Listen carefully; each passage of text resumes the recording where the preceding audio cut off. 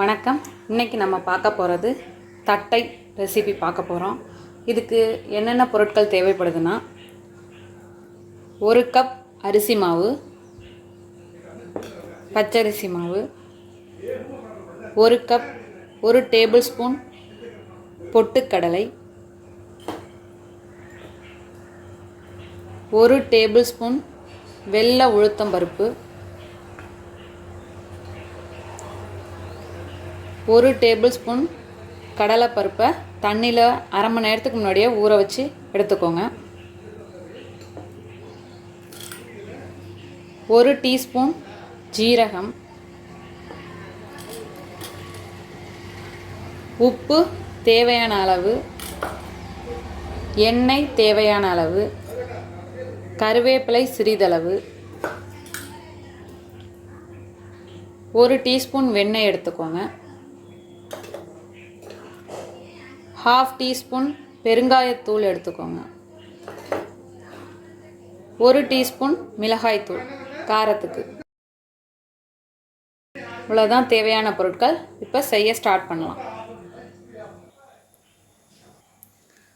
கடாய் heat ஆகிட்டு இப்போ உளுந்து சேர்க்க போகிறோம். மீடியம் ஃப்ளேம்லேயே வச்சுக்கோங்க.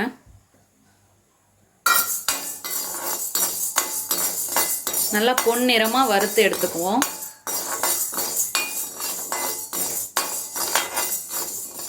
பாருங்கள், நல்லா வறுத்தாச்சு. நல்லா வறுக்கிறப்பே ஒரு வாசனை வரும். இப்போ இதை ஒரு பிளேட்டில் ட்ரான்ஸ்ஃபர் பண்ணிக்கலாம்.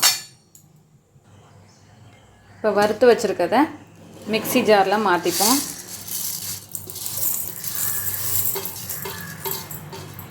அரைச்சி பவுட்ராக்கி எடுத்துகிட்டு வரலாம். அதோட பொட்டுக்கடலையும் சேர்த்துக்க போகிறோம். ரெண்டையும் அரைச்சிட்டு எடுத்துகிட்டு வருவோம்.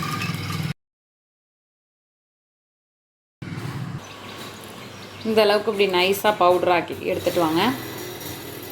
இப்போ இதெல்லாம் சேர்த்து பவுலில் பிசைய போகிறோம். இப்போது எல்லாத்தையும் ஆட் பண்ணலாம். அரிசி மாவு, நம்ம அரைச்சி வச்சுருக்க உளுத்தம்பருப்பு பொட்டுக்கடலை மாவு, ஊற வச்சு எடுத்துருக்க கடலைப்பருப்பு, காரத்துக்கு மிளகாய்த்தூள்,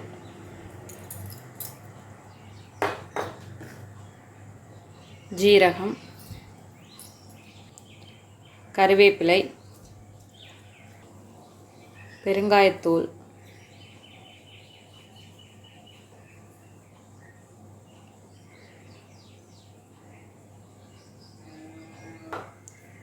உப்பு தேவையான அளவு,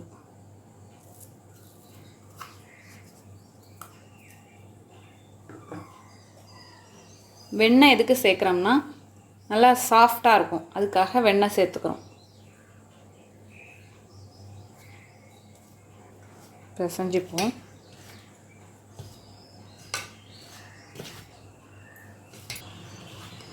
கடலைப்பருப்பு ஊற வச்சதையும் ஒரு அடி அடிச்சுட்டு சேர்ப்பாங்க சில பேர். எங்கள் வீட்டில் எல்லோரும் முழுசாக தான் போடுவாங்க, அதனால நான் போட்டிருக்கேன். கடலைப்பருப்பு ஊற வச்ச தண்ணி இருக்கும்ல, அதை வேஸ்ட் பண்ணாதீங்க. இதில் அப்படியே ஆட் பண்ணிக்கலாம்.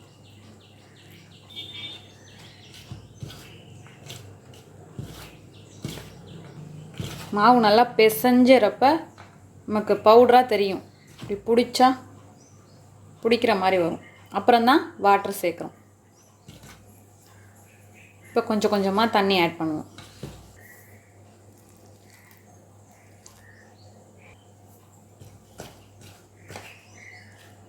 நல்லா சப்பாத்தி மாவு பதத்துக்கு பிசைஞ்சு எடுத்துப்போம். இப்போ பாருங்கள்,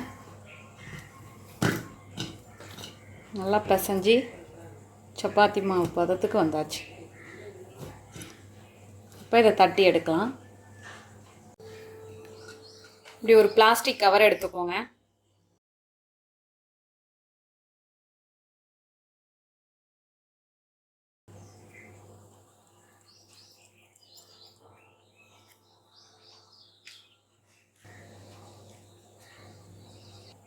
இது போல் கிண்ணம், ஏதாவது டம்ளர், அதோட பின்பக்கத்தை வச்சு அமுத்திக்கோங்க. இப்போ பாருங்கள், இந்த மாதிரி எல்லா மாவையும் எடுத்துக்கலாம்.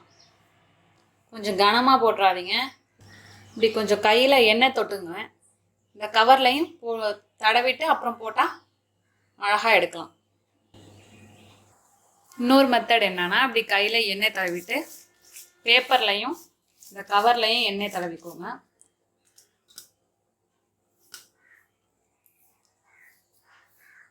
மாவு எடுத்து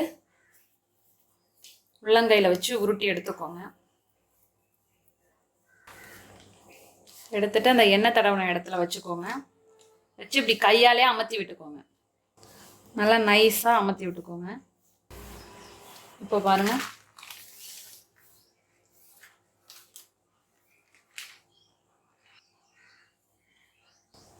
இந்த போல் கையாலையும் எடுத்துக்கலாம். இல்லை டம்ளர் ஏதாவது வேறு பொருள் வச்சு பின்னாடி அமுத்தியும் எடுக்கலாம். இப்போ இதெல்லாம் எண்ணெயில் போட்டு பொரிச்சு எடுத்தால் முடிஞ்சிடும். அவ்வளோதான். எண்ணெய் ஊற்றிட்டு ஹீட் ஆனதும் தட்டை போட்டு பொரிச்சு எடுத்துக்க வேண்டியது.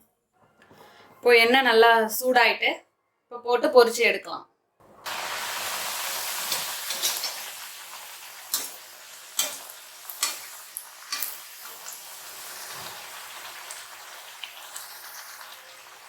இந்த எண்ணெய் சொரப்பு அடங்கினோன்னா எடுத்துட வேண்டியது.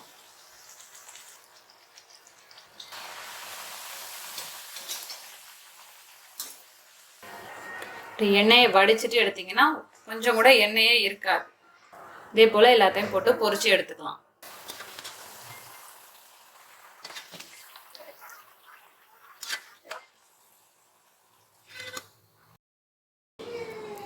இப்போ பாருங்க, நம்மளோட அருமையான அற்புதமான தட்டை தயாராகிடுச்சு.